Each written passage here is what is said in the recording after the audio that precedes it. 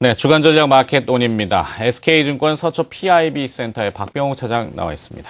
안녕하십니까? 안녕하세요.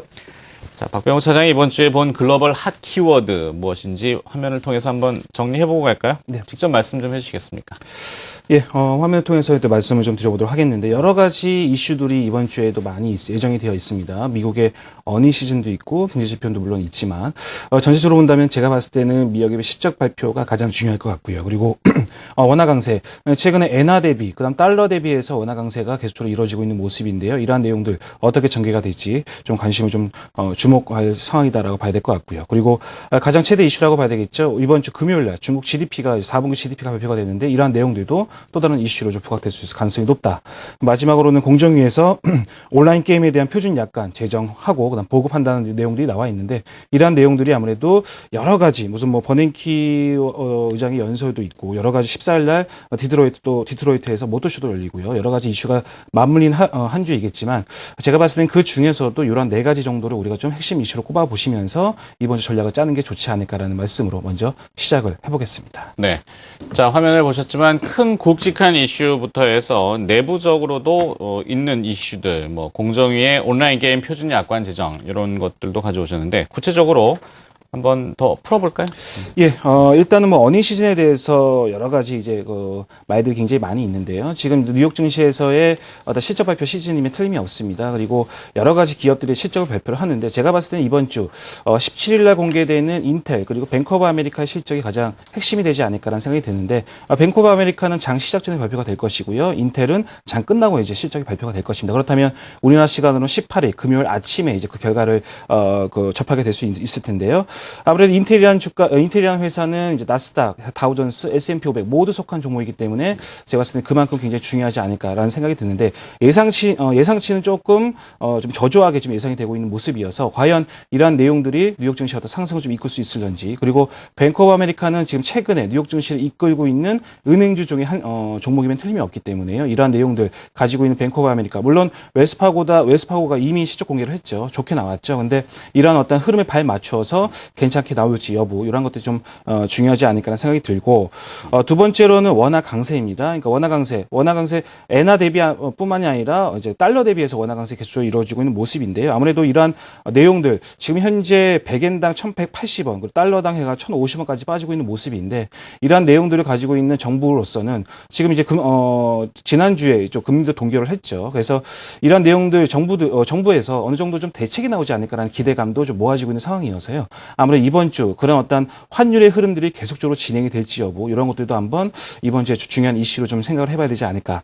그리고 마지막으로는 15일 화요일이죠. 내일 공정거래위원회에서 온라인 게임 표준 약관 제정 후에 보급을 한다고 예정이 나와 있는데 최근에 게임주들이 셧다운제 지금 최근에 차기 정부에서의 셧다운제의 어떤 그런 의미들 굉장히 많이 나오고 있죠. 그러니까 그와 관련돼 가지고 게임주들이 많이 빠지는 흐름도 많이 나왔었는데 엔소프트, 게임비, 컴투스 등과 같은 여러 가지 게임주들 이거와 맞물려서 어떠한 좀 방향이 또 모색이 될 수 있을런지 이러한 것들도 한번 좀 최대 이슈로 한번 꼽아보시면서 이번 주 살펴보는 게 어떨까라는 좀 말씀으로 드리도록 하겠는데 그림 한번 잠깐 볼까요? 네.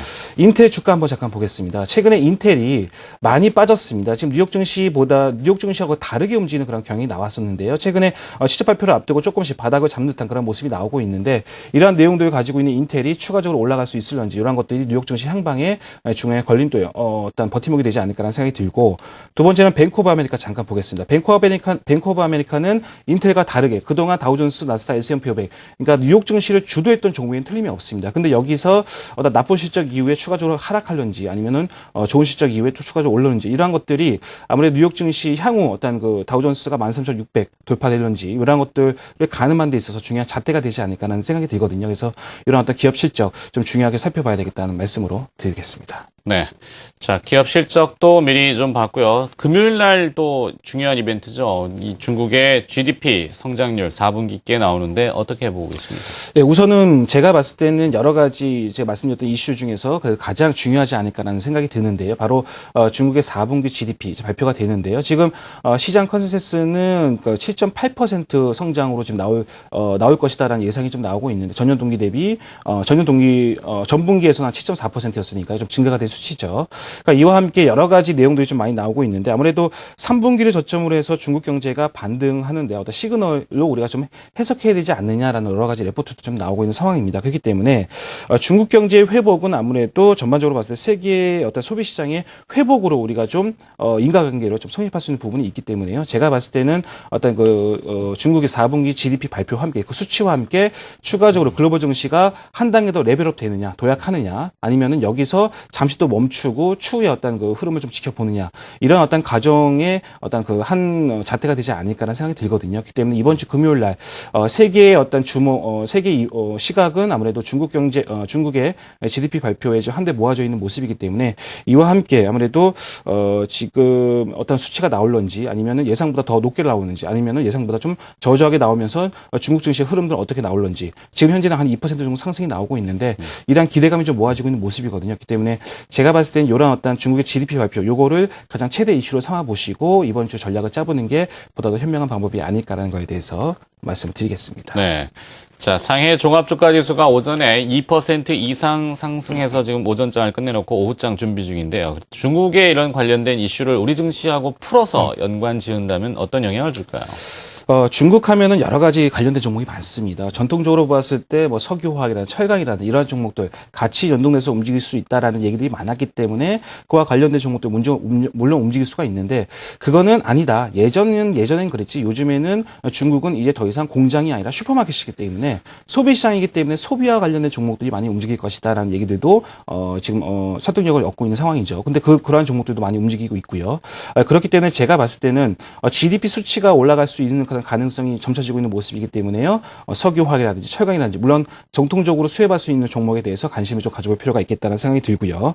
두 번째는 앞서 말씀드린 대로 소비시장 확대 이러한 내용들도 충분히 주목받을 수 있는 부분이 있다라는 점 이러한 것들도 우리가 좀 살펴봐야 될 필요가 있겠고 하지만 조건이 있습니다. 지금은 시즌이 어닝 시즌이죠. 그렇기 때문에 무조건 중국과 관련이 있다 해가지고 매수하는 것이 아니라 그 종목이 정말 실적과 발맞춰서 그러니까 중국과 관련해가지고 실적이 수치가 정말 나오느냐 이런 것들을 한번 살펴보시면서 종목을 선택하는 게 가장 현명한 방법이지 않을까라는 생각이 듭니다. 그리고 마지막으로 봤을 때 이제 2월에 중국이 이제 최대 명절인 춘절이 있습니다. 그리고 3월 5일날 전인대가 있습니다. 그렇기 때문에 제가 봤을 때는 지금 심사숙고해서 종목을 만약에 선택을 하신다면 2월 춘절 그리고 3월 전인대까지 끌고 나가는 전략으로 종목을 접근하시는 게 가장 좋은 방법일 수 있겠다는 생각이 들고요. 그와 맞물리는 종목들 찾아내시는 게 지금 핵심 이슈겠다라는 점에 대해서 또다시 말씀드리겠습니다. 네.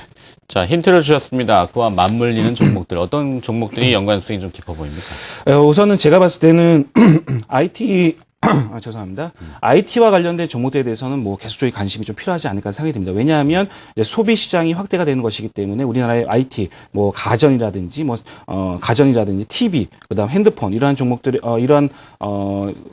이러한 어떤 종목들은 수혜를 입을 수 있을 가능성이 높고요. 그리고 삼성전자 비롯한 현대차, 자동차도 어떤 바꿀 수 있을 어떤 그런 수요가 늘어날 수 있을 가능성이 높기 때문에 긴 안목으로 본다면 삼성전자와 현대차는 좀 관심을 가져볼 필요가 있겠다는 생각이 들고요. 그리고 석유화학 업종을 좀 우리가 좀 생각을 해봐야 될 것 같은데 단 조건이 있습니다. 석유화학은 지금 실적이 안 좋을 것이다라는 컨센서스가 한데 모아지고 있는 모습이기 때문에 지금은 어닝 시즌이죠. 실적 발표 이후에 그 실적 수치를 보고 나서 한번 판가름을 해보는 게 어떨까라는 당부 말씀을 좀 드리도록 하겠고요. 세 번째로는 소비 확대 수혜. 제가 알고 있는 종목으로는 여러 가지 화장품 관련주들, 밀폐용기 그리고 쇼핑 이런 의류 이런 종목들은 또다시 추가적으로 올라갈 수 있을 가능성이 높다. 그 중에서 코스맥스라든지 라겐락, 휠라코리아 등과 같은 종목들은 제가 봤을 때는 충분히 수혜를 입을 수 있고 그리고 최근에도 조금씩 수급이 개선되면서 움직일 수 있는 부분이 있고요. 그리고 마지막으로는 이제 스마트폰 보급 확대에 따라서 지금 중국 기업들, 중국의 이제 화웨이라는 이제 핸드폰 기업이 있지 않습니까? 그 회사에 납품하는 회사가 있습니다. 그런 회사들은 또 수혜를 입을 수가 있겠고요. 뭐 이노칩이라든지 RF세미, 우전의 한단 이런 종목도 수혜를 입을 수가 있겠고 그리고 스마트폰 보급 확대에 따라서 뭐 전자결제 시장도 이제 그 확대가 되기 때문에 이런 어떤 그 관련 연관이 있는 관련주에 대해서도 우리가 좀 관심을 가져볼 필요가 있겠다 생각이 드는데 짧게 그림을 보시면서도 말씀을 좀 그렇죠. 마무리 짓도록 종목을 하겠습니다. 너무 쫙 빠르게 이야기해 주시면은 듣는 시청자분들이 좀 어려울 수 있으니까 좀 함축해서 압축을 좀 해주시면 더 고맙겠습니다. 예, 대표적으로 석유화학 업종 중에서 호남석유 그림 한번 잠깐 보겠는데요. 최근의 흐름들을 본다면 차트적으로 보았을 때도 지금 딱 직전 고점에 맞물리고 있는 그런 모습이다라고 봐야 될 것 같습니다. 그래서 제가 봤을 때는 호남석유뿐만이 아니라 여러 가지 석유화학 업종은 전부 다 지금 매수 관점이라고 하기보다는 어느 정도 실적을 확인한 이후에 어느 정도 GDP 만약에 수치가 상향이 중국 GDP 수치가 상향이 된다면 추가적으로 수혜를 입을 수 있을 가능성이 높기 때문에 호남석유는 수치를 확인하고 한번 접근해보는 게 어떨까라는 말씀을 드리도록 하겠고, 두 번째는 코스맥스입니다. 최근에 코스맥스의 흐름 다시금 올라오고 있는 모습이죠. 그래서 이러한 내용들을 가지고 있는 코스맥스뿐만이 아니라 뭐 한국콜마라든지 바이오랜드, 뭐 화일약품 등과 같은 종목들 직전 고점의 어떤 그 돌파 트라이가 다시 또 나오지 않을까라는 예측도 가능한 시점인데요. 이러한 종목들은 계속적으로 좀 관심이 좀 필요하지 않을까라는 생각이 들고, 마지막으로 다날 잠깐 보겠는데요. 다날의 종목은 뭐 KG 이니시스 뭐 등과 같은 한국 사이버 결제 등과 같은 전자 결제 업종이라고 봐야 될 것 같은데, 이러한 종목들도 지금 중국에서 스마트폰의 어떤 보급 확대가 늘어나고 있는 모습이기 때문에 전자 결제 시장이 또 같이 또 연동돼서 늘어나고 있는 그런 모습이다라는 측면에서 보았을 때, 이러한 우리가 좀 한 단계 레벨업 되어 있는 전자 결제 시장이 중국으로 진출이 된다면 제가 봤을 때 큰 수혜를 입을 수 있을 가능성이 높다는 생각이 들거든요. 그래서 이러한 종목들, 전자 결제와 관련된 종목들, 그리고 스마트폰과 관련된 부품주들, 이러한 종목들은 또 다른 어떤 중국 GDP 상향 수치 상향에 또 다른 수혜주가 될 수 있을 것 같다라는 좀 말씀으로 정리를 해보도록 하겠습니다. 잘 알겠습니다. 자, 이번 주 금요일입니다. 중국의 4분기 GDP가 발표되는데 예상이 좀 호조됐을 것이다. 그래서 관련된 기업들을 미리미리 보자라고 강조해 주셨습니다. 마켓온 SK증권 서초 PIB 센터의 박병욱 차장이었습니다. 고맙습니다. 네, 수고하셨습니다.